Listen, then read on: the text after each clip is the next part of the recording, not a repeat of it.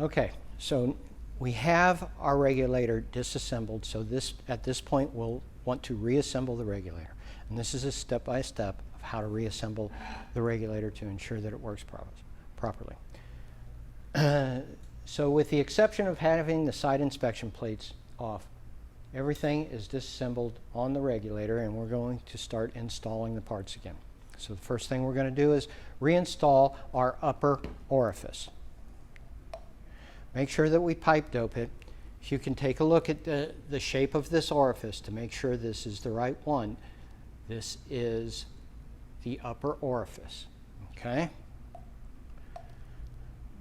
So we're going to put a little pipe dope on this. Make sure that all the threads are nicely sealed. Wipe off any excess pipe dope. It's important to have our parts neat and clean. Install this. Again, these are pipe threads, so we're going to rotate this clockwise, and using our 1.5 inch socket, deep well, thin wall socket, we're going to tighten this in.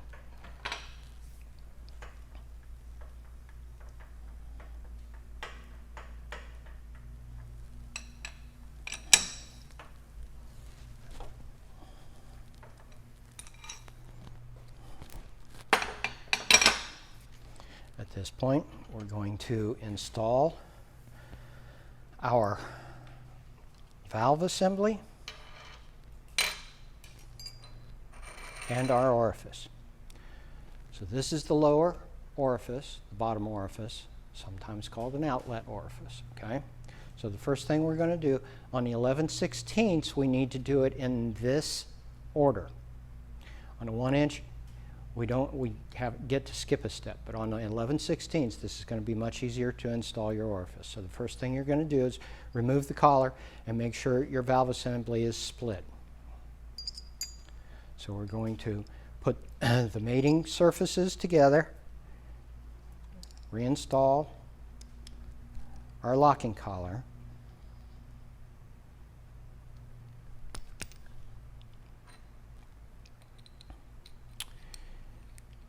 and screw our two components, the upper and the lower, together.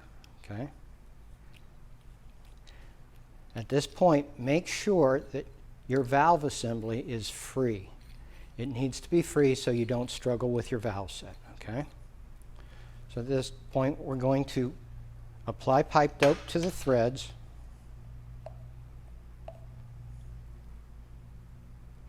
Again, try to make sure you're being neat.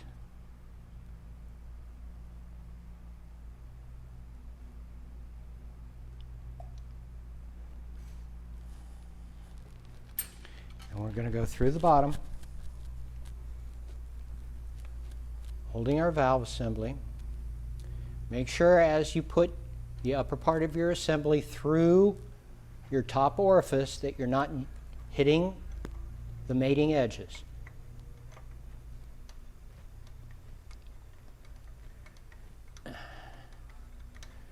Tighten your orifice in.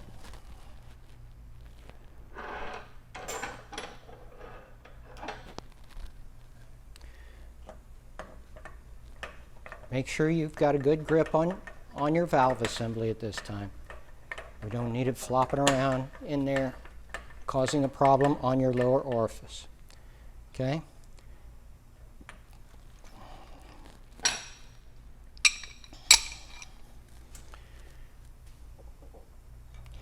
Carefully install your socket and tighten. Okay. So at this point, we have our installation of our valve assembly, and at this point, we can go ahead and set our valve. Remove our side inspection plate.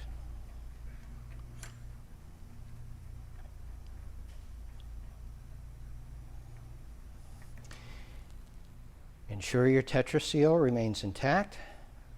Place it. Taking your T-handle wrench, you're going to locate your set screw on your collar, and with the valve assembly,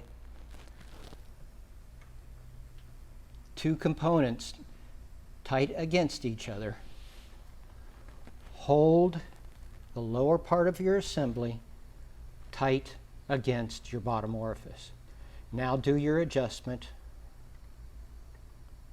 Adjust your top of your valve assembly until it meets the orifice. Do not grip this tight. Grip it very loosely and just rotate the top of your stem until it meets. At this point, tighten your set screw.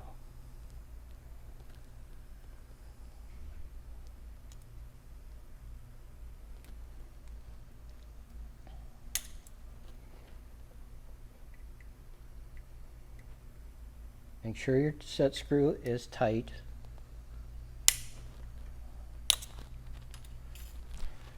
At this time, you can do a test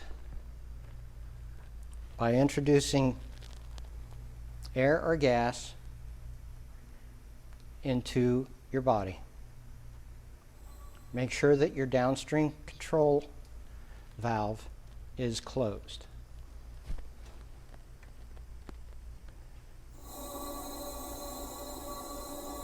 At this point, you can feel any gas escaping from either the upper or the lower part of your valve assembly.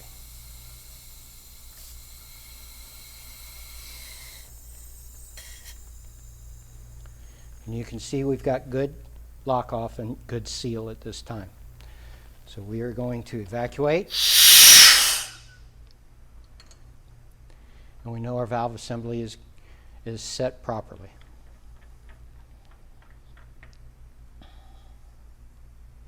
Make sure that your tetraseal is in place.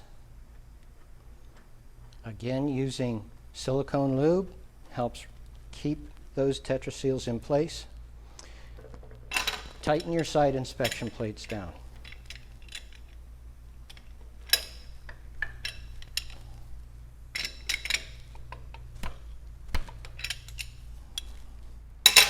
And this is where you install your bottom inspection plate. Make sure the fork aligns with the roll pin in the bottom of your plate. Line that up and bring the plate up. Install your bolts.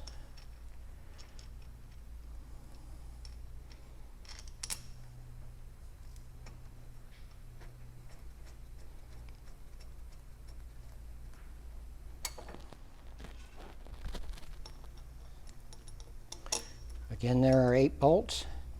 Ensure that the tetraseal is intact on your bottom plate. And tighten your bolts.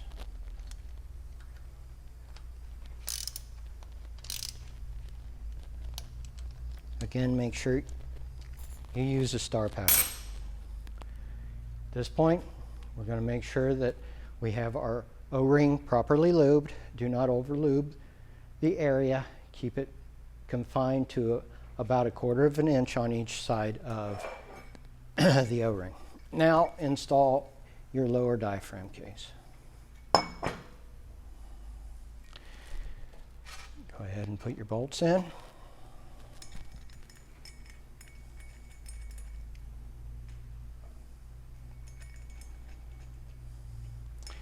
Again, 8 bolts, and again use a star pattern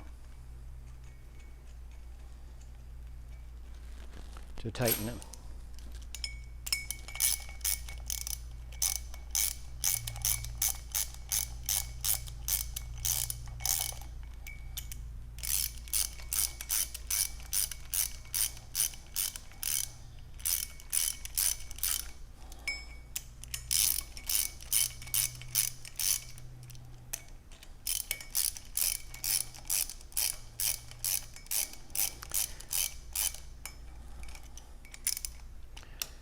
Torque the bolts down.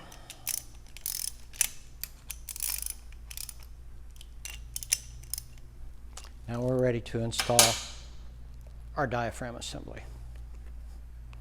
Inspect the diaphragm. Make sure that the gasket is properly seated. Make sure that the rubber is going to face the gas and the textured side is going toward the spring tower.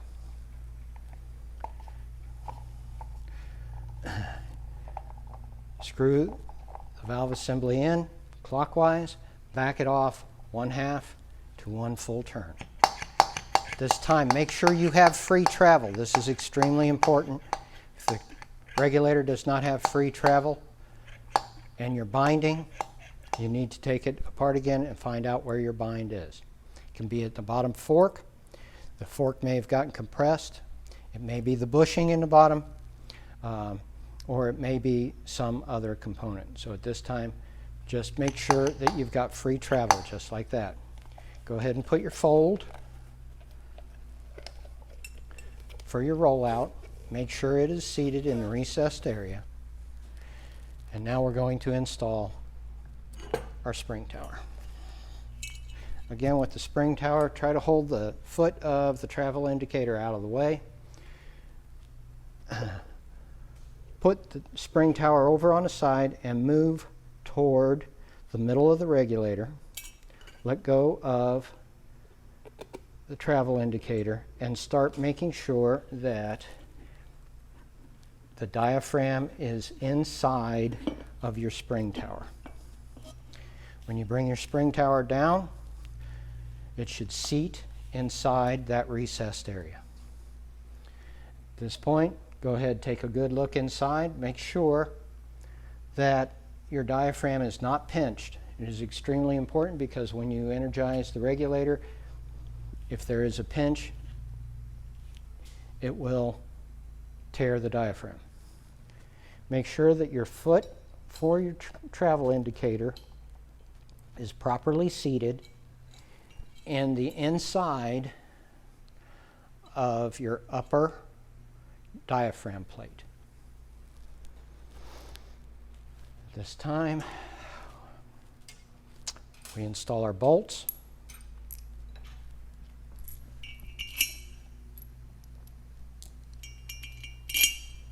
Make sure that our travel indicator is downstream.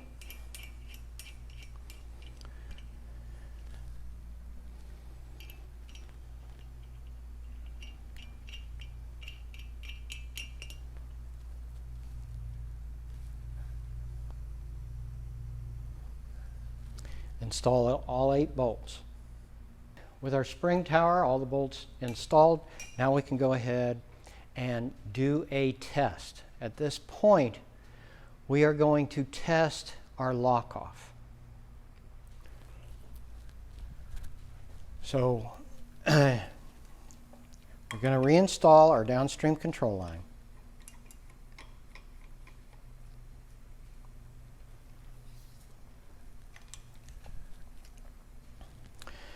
Open our downstream control. Open our upstream control. Energize the regulator.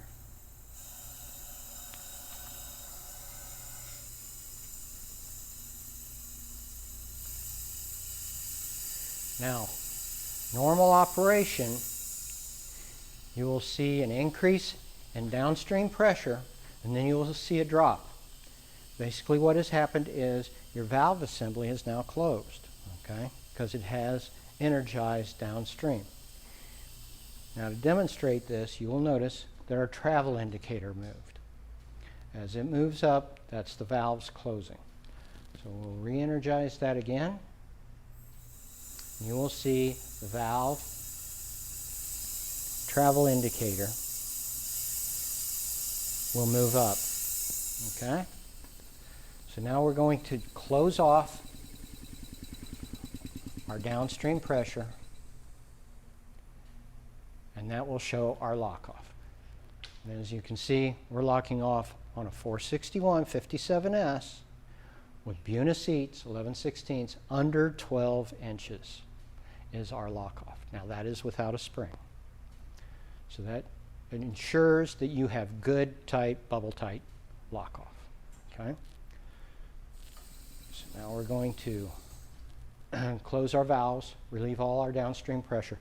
We're going to go ahead and install our spring.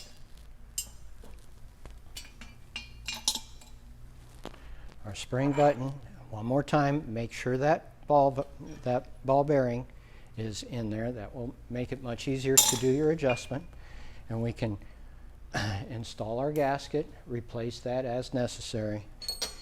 And now we're going to put on our spring tower cap. Make sure that your spring adjustment screw is inside that divot where the ball bearing is. Tighten your bolts down.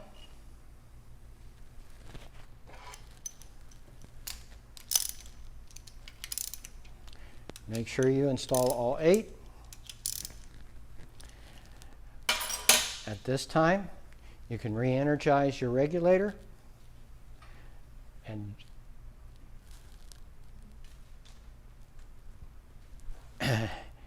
get your outlet pressure set.